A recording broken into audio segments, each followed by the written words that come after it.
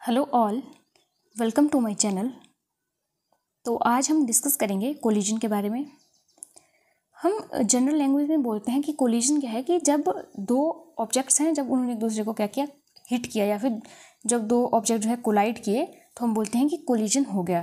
ठीक है, तो चलिए फिजिक्स में देखते हैं कि इसे हम क्या बोलते हैं। तो देखिए, इसे बोला जाता है इंटरेक्शन बिटवीन टू बॉडीज़ और पार्टिकल, जिसके कारण क्या है कि उनकी जो वेलोसिटी है उसकी डायरेक्शन में और उसके मैग्नीट्यूड में चेंज आ जाता है।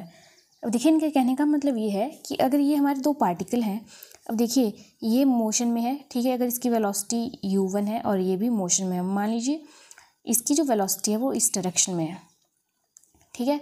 तो अब देखिए ये दोनों क्या है, एक दूसरे की तरफ को मूव कर रहे हैं, तो हम क्या बोलते हैं कि कोलिजन होगा।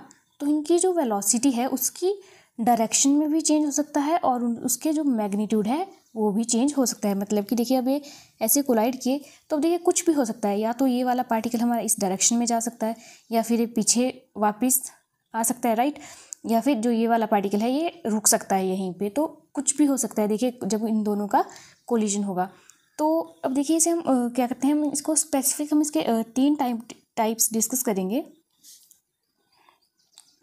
फर्स्ट हमारा है परफेक्टली इलास्टिक कोलिजन। इसमें हम क्या बोलते हैं कि जब हमारा जो पार्टिकल है जब वो किसी दूसरे ऑब्जेक्ट के साथ कोलाइड करेगा तो क्या होगा कि उसका जो लीनियर मोमेंटम है वो चेंज नहीं होगा, वो कंजर्व रहेगा। साथ में जो काइनेटिक एनर्जी है वो भी कंजर्व रहेगी, मतलब वहाँ पे कोई लॉस नहीं होगा एनर्जी का। ठीक है, तो यहाँ पे लिखा है देखिए कि जो कंजर्व है उसका मतलब है कि जो काइनेटिक एनर्जी बिफोर कोलिजन होगी वही हमारी आफ्टर कोलिजन भी रहेगी।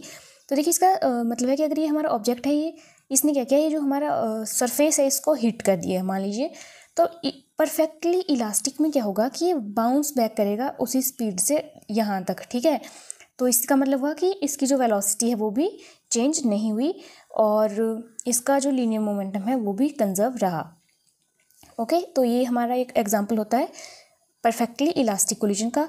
बट इन एक्चुअल हमारे क्या है कि रियल लाइफ में ये बहुत ही रेयर इवेंट है कि हमारी जो काइनेटिक एनर्जी है उसका लॉस ना हो। ठीक है, तो काइनेटिक एनर्जी का थोड़ा बहुत लॉस तो हो ही जाता है, तो इसलिए इसका क्या है कि बट नियरली इलास्टिक जिन कोलिजन को हम मान सकते हैं वो हैं, देखिए जो एटॉमिक पार्टिकल्स हैं, माइक्रोस्कोपिक पार्टिकल्स होते हैं, तो इनके बीच में जो कोलिजन होता है उसको हम नियरली इलास्टिक जो है बोलते हैं। और जैसे बिलियर्ड्स बॉल के बीच में भी जो कोलिजन होता है। सेकंड जो हमारा टाइप आता है वो होता है इन इलास्टिक कोलिजन। तो अब देखिए इन इलास्टिक कोलिजन का मतलब हुआ कि यहाँ पे क्या होगा कि काइनेटिक एनर्जी का कुछ लॉस होगा। ओके, जो मोमेंटम है वो हमेशा कंजर्व रहता है किसी भी कोलिजन में, ये बात आपने ध्यान रखनी है। यहाँ पे कई बार कन्फ्यूजन हो जाता है कि इन दोनों में से कौन सा कंजर्व रहता है हर एक कोलिजन में। तो जो मोमेंटम है वो हमेशा कंजर्व रहता है, ठीक है, किसी भी कोलिजन में, लेकिन जो काइनेटिक एनर्जी है वो सिर्फ परफेक्टली इलास्टिक में ही कंजर्व रहती है, बाकियों में ये जो है कंजर्व नहीं होती। तो इसका सिंपल सा मीनिंग है कि जो काइनेटिक एनर्जी है जब कोलिजन होगा तो क्या होगा कि काइनेटिक एनर्जी का लॉस हो जाएगा, या तो ये हमारी कुछ एनर्जी इसमें से हीट एनर्जी में चेंज हो जाएगी, या फिर लाइट एनर्जी में चेंज हो सकती है, या फिर साउंड एनर्जी में भी चेंज हो सकती है।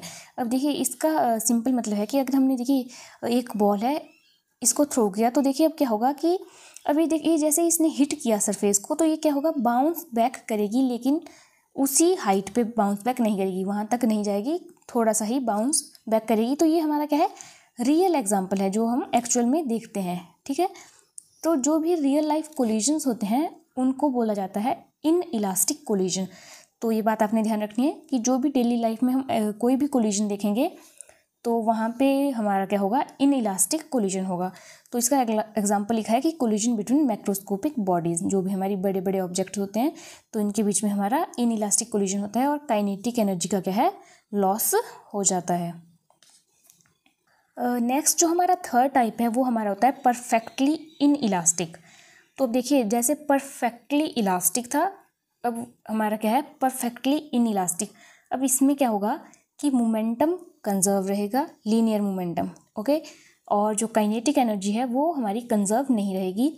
तो इसका मतलब ये होता है कि जब एक बॉडी हमारी मोशन में है और दूसरी बॉडी जो है रेस्ट में है उसके साथ कोलाइड करेगी तो क्या होगा, आफ्टर कोलिजन क्या होगा कि वो as a whole one body, single body की तरह मूव करेंगे।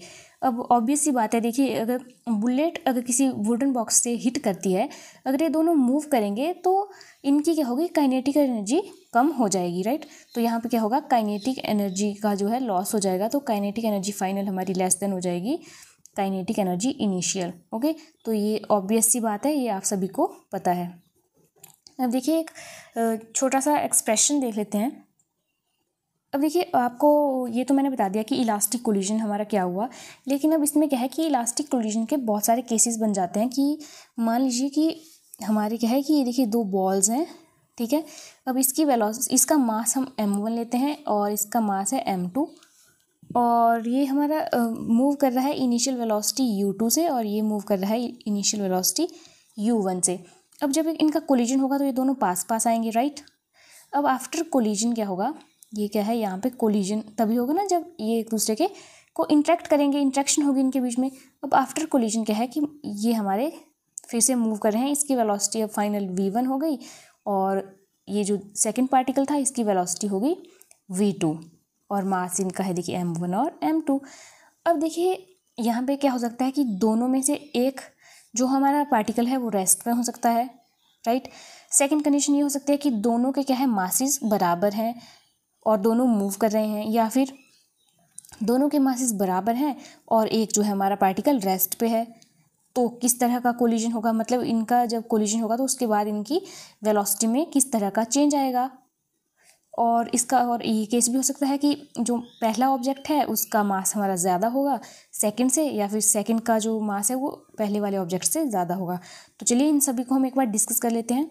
तो इसके लिए क्या है, देखिए मैं आपको पूरी डेरिवेशन ना कराते हुए इसका मेन बताती हूँ कि जो वेलोसिटी आती है, फाइनल वेलोसिटी इलास्टिक कोलिजन में, वो हमारी आती है। देखिए जो फर्स्ट पार्टिकल है उसकी वेलोसिटी आती है 2m2u2 plus u1 into m1 minus m2 upon m1 plus m2। अगर देखिए आपको यहाँ से दो एक्सप्रेशन याद होगी तो बाकी आप इसका जो भी इनका रिजल्ट आएगा वो आपको पता चल जाएगा। अब देखिए कैसे, तो अब इनको याद कैसे रखना है। जब हम v2 की बात कर रहे हैं, ओके, तो हमने फर्स्ट टर्म लेनी है m1u1 वाली, 2m1u1 प्लस यहाँ पे अगर हम फिर u2 लेंगे तो अंदर आएगा हमारा m2 माइनस m1, और डिनोमिनेटर में दोनों में हमारा क्या है, m1 प्लस m2। यहाँ पे भी देखिए और यहाँ पे भी।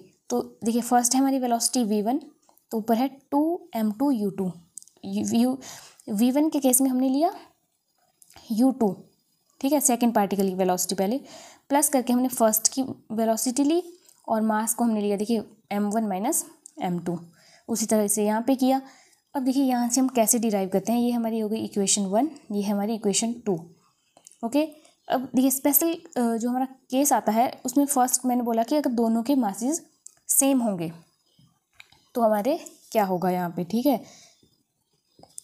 तो m1 अगर हमारा m2 के बराबर है तो देखिए ये हमारी टर्म 0 हो जाएगी, ये टर्म भी 0 हो जाएगी, और नीचे हमारा क्या बन जाएगा, m1 प्लस m2 क्या बन जाएगा, 2m, और ऊपर भी हमारे पास क्या है 2m। तो ये हमारी इस तरह से बनेगा, देखिए v1 equals to 2m u2 upon नीचे भी हमारा क्या होगा 2m। ओके, ये चीज़ हमारी कैंसिल जाएगी, तो ये हमारा आ जाएगा u2, और यहीं से हमारा जो v2 है वो सिंपली यहाँ से आ जाएगा, देखिए 2mu1। ओके, तो 2mu1 नीचे आ जाएगा 2m, ये भी कैंसिल हो जाएगा, ये आ गया u1। तो हमें क्या पता चला कि जो v1 है वो हमारा आ रहा है u2 के बराबर, और v2 हमारा आ रहा है u1 के बराबर। तो मतलब पार्टिकल्स की वेलोसिटी जो है इंटरचेंज हो गई।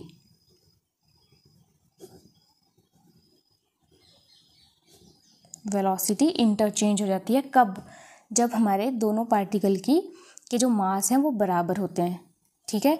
तो वहाँ पे क्या हो जाता है कि फाइनल वेलोसिटी जो है एक दूसरे की इंटरचेंज हो जाती है। जो पहले की वेलोसिटी थी वो जो है हमारी सेकंड पार्टिकल की फाइनल वेलोसिटी बन जाती है, और जो सेकंड पार्टिकल की इनिशियल वेलोसिटी थी वो फर्स्ट की फाइनल वेलोसिटी बन जाती है। सेकंड केस है हमारा जब हमारा पार्टिकल 2 क्या है, रेस्ट पे है, तो क्या होगा, देखिए जब हमारा पार्टिकल 2 रेस्ट पे है तो u2 हमारा 0 आ जाएगा, तो हमारी ये पूरी टर्म 0 बन जाएगी, और यहाँ पे ये वाली टर्म 0 बन जाएगी, ठीक है। तो अब देखिए यहाँ से हमें क्या मिलेगा, देखिए यहाँ पे जो हमारी v1 वेलोसिटी है वो हमारी आ जाएगी u1 m1 minus m2 upon m1 plus m2, और जो v2 है वो हमारा आ जाएगा 2m1 u1 upon m1 plus m2। ये हमारी इक्वेशन नंबर 3 हो गई, इसको हम 4 बोलते हैं। ओके, तो अब हम ये जो हमारी इक्वेशंस यहाँ पे आई, इनके स्पेशल केस देखेंगे कि अब देखिए क्या है कि बॉडी बी हमने रेस्ट पे मान ली है। अब ये दो हमारी बॉडीज़ थी, ठीक है, ये हमने रेस्ट पे मान ली है, तो इसका जो u2 है वो हमने 0 कर लिया और ये हमारा मूव कर रही है, ठीक है, वेलोसिटी u1 से। तो इस केस में हमारी जो कंडीशंस अराइज होती हैं वो है कि अगर हमारी बॉडी ए लाइटर देन बी है, तो मतलब इसका जो मास m1 है वो हमारा वेरी वेरी लेस देन है m2 से। तो इस केस में हमारा क्या होगा कि m1 हमारा अगर लेस देन है तो हम m1 को नेगलेक्ट कर सकते हैं यहाँ पे भी और यहाँ पे भी, राइट, दोनों इक्वेशंस में। तो मतलब m1 कैन बी नेगलेक्टेड। तो अगर हमने ऐसा किया तो हमारी जो v1 वेलोसिटी है वो हमारी क्या आ जाएगी, देखिए ये नेगलेक्ट कर दिया तो ये हमारी आ जाएगी minus m2 upon m1 plus m2 u1। यहाँ पे हमारा m1 जो देखिए यहाँ से भी हमारा एलिमिनेट हो जाएगा, तो ये हमारा आता है देखिए minus m2 u1 upon m2, तो इसका मतलब है माइनस m2 से m2 कैंसिल, ही आ गया माइनस u1। तो ये क्या बोल रहा है हमें कि जब हमारी लाइटर बॉडी किसी हैवियर बॉडी के साथ कोलाइड कर रही है और जो हैवियर बॉडी है वो रेस्ट पे है, तो ये जो लाइटर बॉडी है ये बाउंस बैक कर जाएगी सेम वेलोसिटी से। ये क्या होगा, अगर देखिए यहाँ पे ऐसे जा रही थी और ये रेस्ट पे है, तो आफ्टर कोलिजन क्या होगा कि ये जो लाइटर बॉडी है जिसका मास m1 है ये वापस आ जाएगी उसी वेलोसिटी के साथ। ओके, v2 हमारा देखिए यहाँ से क्या आ जाएगा, जब हमारा क्या है मास m1 is very very less than, तो ये नेगलेक्ट हो गया और यहाँ से देखिए इसको हम लिखेंगे minus 2m1 u1 upon m2। अब देखिए m2 हमारी हैवियर बॉडी है, राइट, हैवी बॉडी का मास है, तो यहाँ से क्या होगा कि अगर हमारा देखिए ऊपर कोई वैल्यू कम होती है और नीचे हमारा डिनोमिनेटर ज़्यादा होता है, तो हमारा जो फाइनल आंसर है वो बहुत ज़्यादा मतलब क्लोज आता है 0 के, ठीक है, तो अप्रॉक्सीमेटली इक्वल टू 0 आएगा, तो मतलब कि नेग्लिजिबल वेलोसिटी से वो मूव करेगी, थोड़ा सा जो है वो मूव करेगी, थोड़ा सा। 0 का मतलब है कि मूव ही नहीं करेगी, एक तरीके से रेस्ट पे ही रहेगी, पर अप्रॉक्सीमेटली 0 का मतलब है कि इसमें थोड़ा सा जो है मूवमेंट हो सकती है, लेकिन प्रैक्टिकली हमें दिखाई देगा कि ये जो बॉडी है वो रेस्ट पे ही है, ठीक है, क्योंकि इसका मास जो है बहुत ज़्यादा है, तो प्रैक्टिकली हमें दिखेगा कि उसमें कुछ भी नहीं हुआ है। तो इसका लास्ट था हमारा कि अगर मास m1 जो है ग्रेटर देन है हमारा मास m2 से, मतलब b हमारी लाइटर है देन a, तो हमारी वेलोसिटी इस तरह से आ जाती है। हम क्या करते हैं इस केस में m2 को नेगलेक्ट करते हैं, तो v1 हमारी आ जाती है m1 upon m1 u1 which is equal to u1, और v2 हमारी आ जाती है 2u2 के बराबर। तो ये हमें क्या बता रहा है कि अगर हमारी बॉडी ये हैवियर है और बॉडी भी लाइटर है और ये हमारी रेस्ट पे है, तो आफ्टर कोलिजन क्या होगा, जो हैवियर बॉडी है वो फॉरवर्ड डायरेक्शन में ही वेलोसिटी उसी वेलोसिटी से मूव करेगी, और जो लाइटर बॉडी है वो भी फॉरवर्ड डायरेक्शन में मूव करेगी with 2u2 speed, sorry 2u1 speed, मतलब जितनी हैवियर बॉडी की स्पीड थी उससे डबल स्पीड से जो है लाइटर बॉडी मूव करेगी। अब देखिए तो वैसे जनरल देखा जाए, जैसे अगर लाइटर बॉडी से अगर हैवियर बॉडी से लाइटर बॉडी को देखिए अगर धक्का लग जाता है तो क्या होता है, वो जो है बहुत फास्ट जो है मूव करती है, ये तो आपको भी पता होगा। तो वैसा ही देखिए इलास्टिक कोलिजन में भी होता है। तो आई होप आपको ये समझ आ गया होगा कंसेप्ट कि परफेक्टली इलास्टिक कोलिजन में अगर हमारे वेरिएशंस हो जाएंगी, देखिए अगर मास बराबर होंगे तो क्या होगा, देखिए इसमें क्या है, एक बार मैं फिर से रिवाइज करवा देती हूँ। जब दोनों बॉडीज़ के मास बराबर होंगे और वो जो है मोशन में होंगी तो उनकी फाइनल वेलोसिटी इंटरचेंज हो जाएंगी।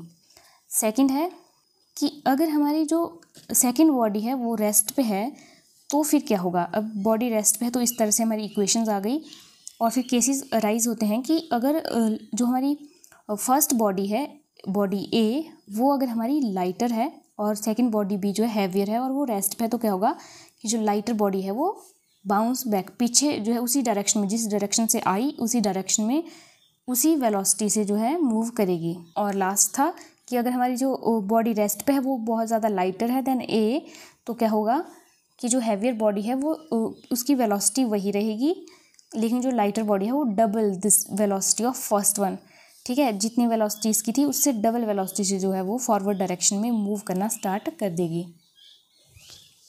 अब इनका देख लेते हैं एक टेबल सा कि कोलिजन्स में क्या चीज़ें हमारी कंजर्व रहती हैं और कौन सी चीज़ें जो है किस कोलिजन में कंजर्व नहीं होती। तो देखिए जो हमारा लीनियर मोमेंटम है वो हमारा परफेक्टली इलास्टिक में कंजर्व, सभी में कंजर्व रहता है, राइट। तो यहाँ पे भी कंजर्व्ड रहेगा, इन इलास्टिक में भी कंजर्व रहेगा और परफेक्टली इलास्टिक में भी कंजर्व रहेगा। काइनेटिक एनर्जी परफेक्टली इलास्टिक में क्या होती है, कंजर्व्ड। बाकी जो इन इलास्टिक कोलिजन होगा कोई भी उसमें क्या होगी, कंजर्व नहीं होगी, तो नॉट कंजर्व्ड, यहाँ पे भी नॉट कंजर्व्ड। लेकिन टोटल एनर्जी बताएंगे आप मुझे कि कंजर्व होगी या फिर नॉट कंजर्व होगी। तो देखिए मैं आपको बताती हूँ, जो टोटल एनर्जी है सिस्टम की या फिर यूनिवर्स की वो हमेशा कंजर्व्ड रहती है, ठीक है। तो यहाँ पे आएगा कंजर्व्ड, चाहे कोलिजन इन इलास्टिक हो या इलास्टिक। इसका मतलब है कि अब देखिए यहाँ पे क्या हुआ था कि हमारी काइनेटिक एनर्जी जो है, जो हमारे इन इलास्टिक कोलिजन थे यहाँ पे हमारी काइनेटिक एनर्जी का लॉस हुआ था, राइट। लेकिन उसका चेंज हो गया था, वो क्या है, ट्रांसफॉर्म हो गई थी किस में, या फिर साउंड में, हीट एनर्जी या फिर लाइट एनर्जी में, किसी में भी वो जो है चेंज हो सकती है। तो मतलब एनर्जी क्या हुई, यहाँ से हमें पता चलता है कि energy can neither be created nor be destroyed, it can only be transformed from one form to another. Okay, तो इस बात का आपने ध्यान रखना है कि टोटल एनर्जी कंजर्व रहती है, लेकिन जो काइनेटिक एनर्जी है उसमें जो है ये चेंज होता है कि परफेक्टली में कंजर्व रहेगी और बाकी जो इन इलास्टिक कोलिजन है वहाँ पे नॉट कंजर्व होगी। ओके, तो इसके साथ हमारा कोलिजन जो है कंप्लीट होता है। और अगर आपको कोई डाउट हो तो आप मुझे कमेंट सेक्शन में पूछ सकते हो। और अगर आपको मेरी ये वीडियो हेल्पफुल लगी होगी तो मेरे चैनल को सब्सक्राइब कीजिएगा और अपने फ्रेंड्स के साथ भी जो है वीडियोस को शेयर कीजिएगा और फिज़िक्स को एंजॉय कीजिए। Thank you so much.